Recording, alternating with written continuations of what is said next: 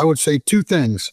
The first thing is gold nor silver can bankrupt in a world that is extremely overlevered and in the process of bankrupting. And the second thing I would say is please read or watch The Great Taking, because that's what this game is all. That's what the end game is in the financial markets, is the Great Taking. Those laws are on the books all over the world. The ink is completely dry. These laws started to be put on the books in 2014. They are completed everywhere around the world, and the population is going to be completely fleeced. There's two ways to look at it here. First, yeah, the states are beginning to make laws making gold and silver legal tender. But notice they're not saying U.S. mint lineage coin. They're saying gold and silver.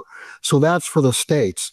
The original reason behind recommending U.S. mint lineage coin is because it would be very, very difficult for the government to confiscate gold or confiscate silver and include eagles, buffaloes, any type of U.S. mint lineage coin.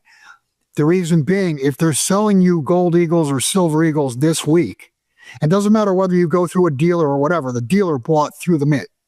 So the U.S. mint is selling you coin this week, and then can they really come back next week and say, but you have to sell it back? Now, they could certainly do that with bars. They could do that with foreign sovereigns. They could do that with generics. That would not be a problem. But the legal ramifications, the amount of time that it would take to get legislation written, lawsuits, finalized to a judgment, it would take forever if there were a confiscation and eagles, U.S. mint lineage coin being included. So you got to look at it from two different angles, one from the federal level and one from the state level.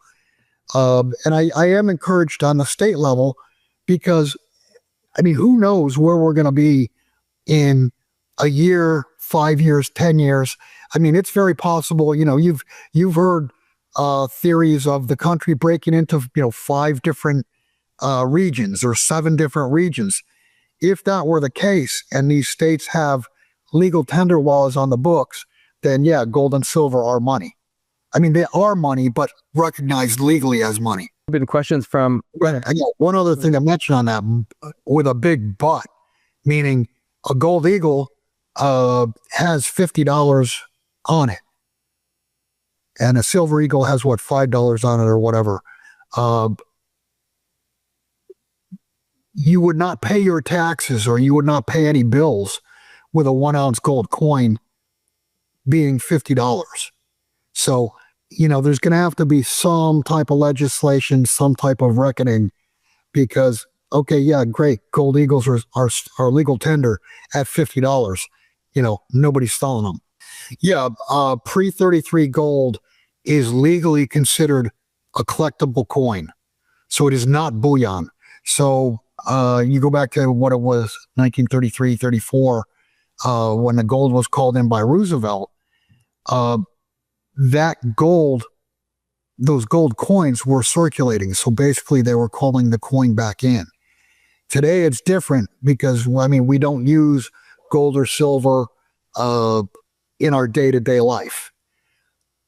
And there's a difference between eagles, buffaloes, foreign sovereigns, etc. They're considered bullion, whereas the pre-33 gold is considered a collectible.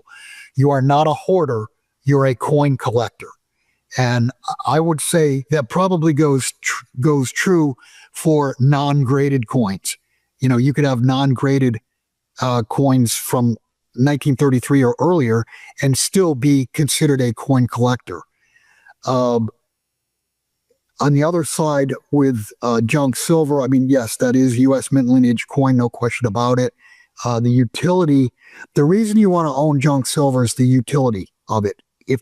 When the system goes down, we're going to go through a period of 2 weeks, 2 months, God forbid, 6 months or more, of a barter system. If we go through a barter system, you want the smallest denomination. So either you can make change or, and 14 dimes base roughly, 14 dimes equals 1 ounce. So if you went with an eagle, you would be extending him credit because he owes you another 12 dozen eggs. So now there's credit involved, and you don't want to do credit. You don't want to give credit. You don't want to take credit. When times are broken, you want to stay away from credit.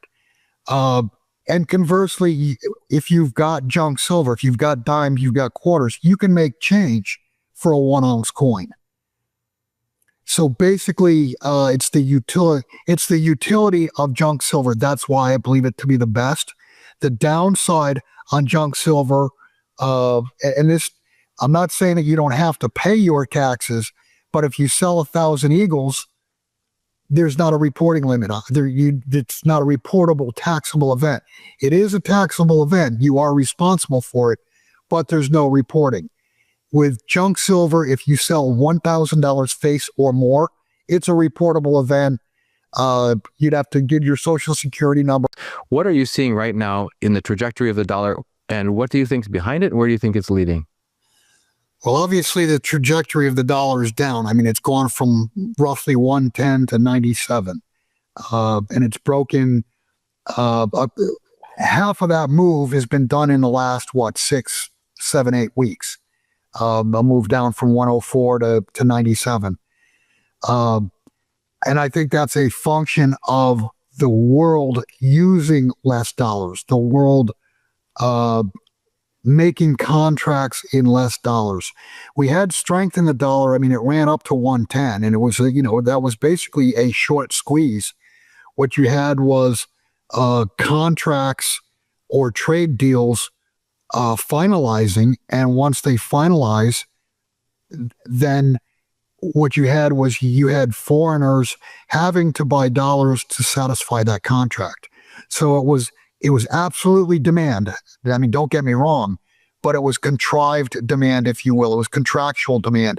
It was not emotional demand. It was not a desired demand. It's not like foreigners were going out buying dollars. They had to buy dollars to finalize dollar contracts.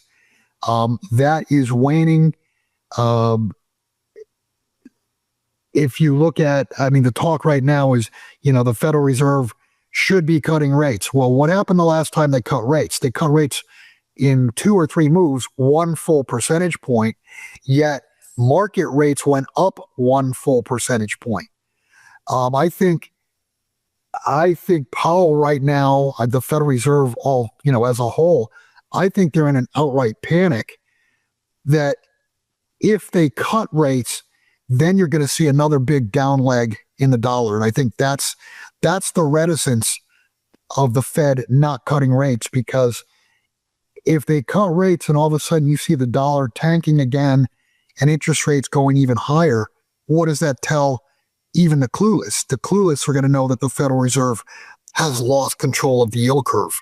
Well, the reason there's been more volatility in treasuries is because it's become a thinner market. There are less participants. And I would say just the fact that foreigners are trying to distance themselves from the dollar, those guys are not playing, if you will, market. So that liquidity is gone. Less liquidity will always equal higher volatility.